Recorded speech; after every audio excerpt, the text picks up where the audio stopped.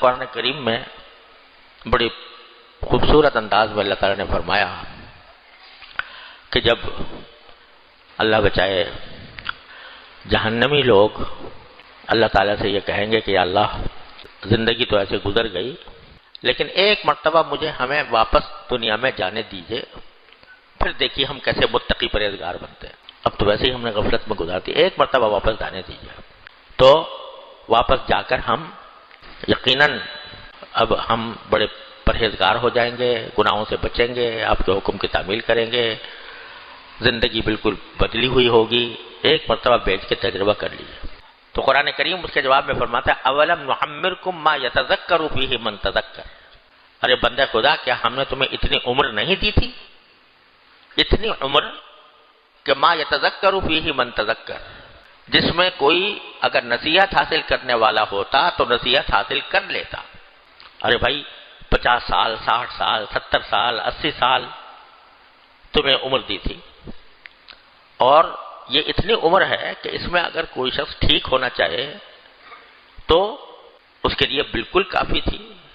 ٹھیک ہونے کے لیے کوئی لمبے چوڑے کام کی ضرورت نہیں، توبہ کرے اپنی سابق زندگی سے، جس وقت توبہ کر لے گا اور اللہ تعالیٰ کے حضور رجوع کر لے گا اسی وقت وہ ٹھیک ہو گیا۔ تو اتنی بڑی طویل عمر میں کوئی بھی وقت جو انسان اپنی اصلاح کے لیے خرچ کر لے، توبہ کرنے کے لیے خرچ کر لے، ایک لمحے کے اندر ٹھیک ہو سکتا ہے۔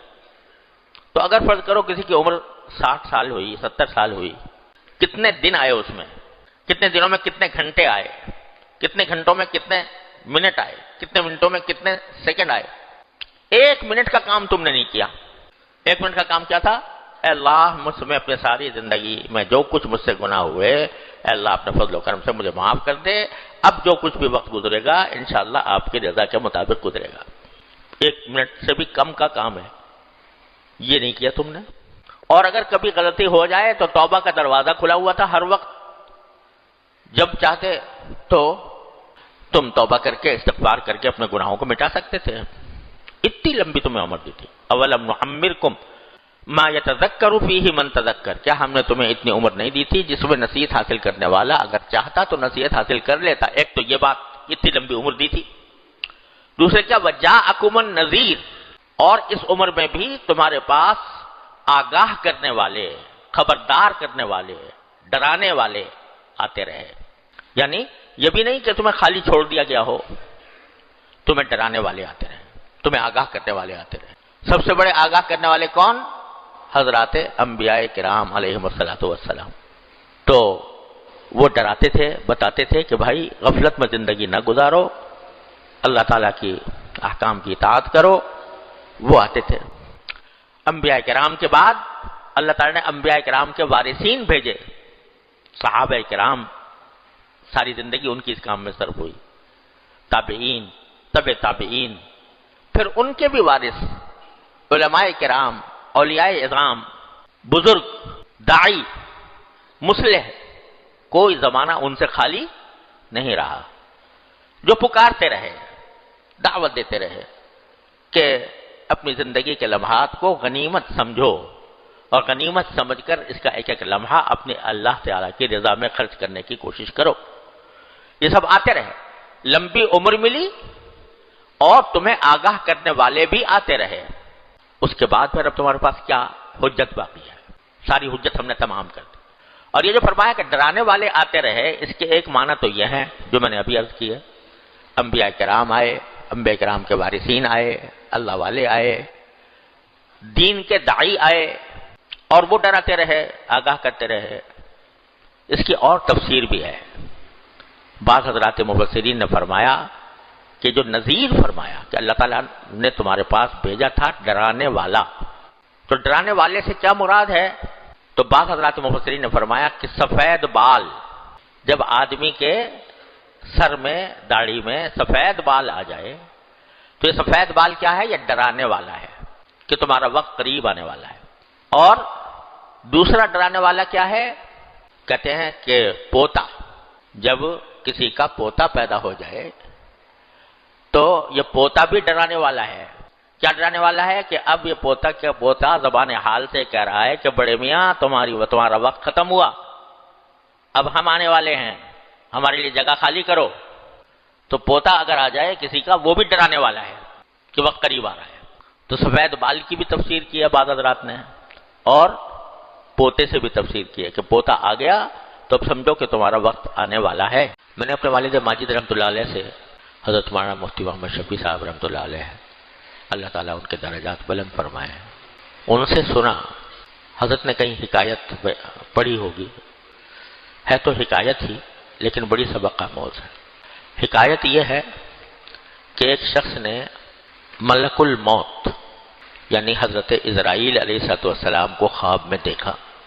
ملک الموت جن کو اللہ تعالیٰ نے انسانوں کی روح قبض کرنے کے لیے پیدا فرمایا ہے، اور یہی وہ خدمت انجام دیتے ہیں، اللہ تعالیٰ کے حکم سے لوگوں کی روحیں قبض کرتے ہیں، جس کا حکم ہو جاتا ہے کہ وہ جاؤ قبض کر لو، روح قبض کرنے کے لیے پہنچ جاتے ہیں۔ تو کسی نے ان کو خواب میں دیکھا اور ان سے کہا کہ حضرت آپ کو ایک ہی کام ہے دنیا میں، کائنات میں، لوگوں کی روح قبض کرنا، اور جب روح قبض کرنی ہوتی ہے تو آپ اچانک لوگوں کے پاس پہنچ جاتے اور قبض کر لیتے، کوئی نوٹس ہی نہیں بھیجتے، کوئی نوٹس بھیجتے کہ بھئی 1 مہینے کے بعد میں آنے والا ہوں، تو لوگ کچھ تیار ہو جاتے اور تیار ہو کر پھر دنیا سے رخصت ہوتے۔ آپ تو اچانک جب پہنچتے ہیں اور جا کر لوگوں سے کہتے ہیں کہ بھئی مجھے حکم ملا ہے تمہاری روح قبض کرنے کا، قبض کر کے چلے جاتے ہیں۔ تو کچھ خدا کے لیے نوٹس تو بھیجا کریں تاکہ آدمی جو ہے وہ کچھ تیاری کر لے کہ میں مرنے والا ہوں۔ تو حضرت جبریل علیہ السلام نے، حضرت اسرائیل علیہ السلام نے جواب میں کہا کہ ارے بھائی میں تو اتنے نوٹس بھیجتا ہوں کہ جتنا کوئی نہیں بھیجتا ہوگا، لیکن میں کیا کروں، کوئی نوٹس پر کان ہی نہیں دھرتا۔ انہوں نے کہا کب تک بھیجتے ہیں؟ کہا کہ جب تمہیں بخار آتا ہے تو میرا نوٹس ہوتا ہے، تمہیں کوئی بیماری لاحق ہوتی ہے میرا نوٹس ہوتا ہے، جب تمہاری عمر 60 سے اوپر پہنچ جاتی ہے میرا نوٹس ہوتا ہے، تمہارے جب پوتے پیدا ہو جاتے ہیں میرا نوٹس ہوتا ہے، تمہارے بال سفید ہو جاتے ہیں میرا نوٹس ہوتا ہے، ہر موقع پر میں تم کو نوٹس بھیجتا ہوں کہ اب تمہارا وقت قریب آ رہا ہے۔ تو لیکن میں کیا کروں کہ تم نوٹس لیتے ہی نہیں ہو، تم اس کے اوپر عمل کرتے ہی نہیں ہو، یہ سمجھتے ہو کہ بس ساری زندگی ایسے ہی رہنی ہے، تو میرے نوٹس تو بہت ہوتے ہیں۔ تیسرا یہ کہ بیماریاں کثرت سے آنے لگیں، آج بخار ہے، کل نزلہ ہے، کل کھانسی ہے، کل نمونیا ہو گیا، کبھی پاؤں کے گھٹنے خراب ہو گئے، کبھی آدمی جو ہے چلنے پھرنے سے معذور ہو گیا۔ یہ جو بار بار جب بیماریاں آ رہی ہیں یہ بھی کیا ہیں؟ ڈرانے والی نذیر ہے۔ ہاں ہمارے حضرت والد ماجد قدس اللہ تعالیٰ سرہ ایک شعر پڑھا کرتے تھے عربی کا، واقعی ہے بڑا عبرت والا، کہ اذا الرجال ولدت اولادها وجعلت اسقامها تعتادها تلك الزرع قد دنا حصادها۔ کیا معنی؟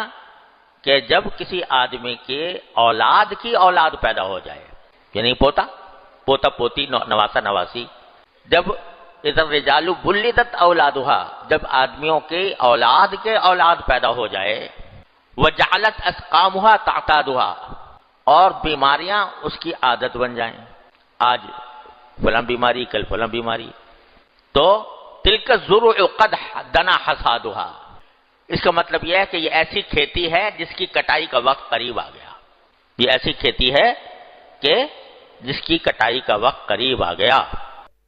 وقت کی قدر پہچانیں، وقت کو ضائع نہ ہونے دیں۔